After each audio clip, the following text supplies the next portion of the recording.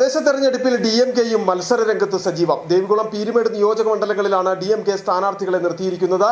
ഇത്തവണ വിജയ പ്രതീക്ഷയോടെയാണ് മത്സര രംഗത്തുള്ളതെന്ന് DMK നേതൃത്വവും വ്യക്തമാക്കി.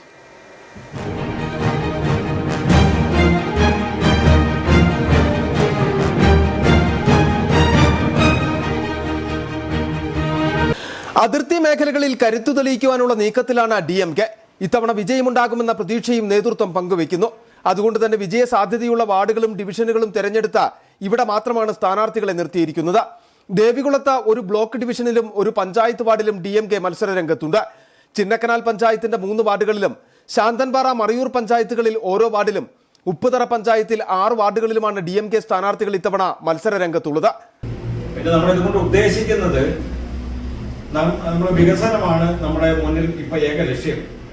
ഒരു സ്ഥാനാർത്ഥി തന്നെ ജയിച്ചെന്ന് പറഞ്ഞാൽ ശരി, ഞങ്ങൾക്കിപ്പം പഞ്ചായത്തിൽ നിന്ന് കിട്ടുമെന്നോ ഇല്ലെങ്കിൽ മറ്റു സ്ഥലങ്ങളിൽ നിന്ന് ഫണ്ട് കിട്ടുമെന്നോ ഒന്നും ഞങ്ങൾ പ്രതീക്ഷിക്കുന്നില്ല.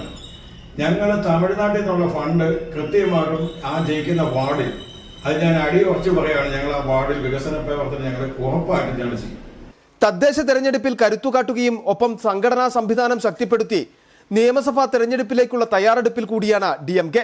പ്രധാനമായും അതിർത്തി പഞ്ചായത്തുകളിൽ വേരോട്ടം വർദ്ധിപ്പിച്ച് നേട്ടമുണ്ടാക്കാനാണ് DMKയുടെ നീക്കം. City vision, Upputhara.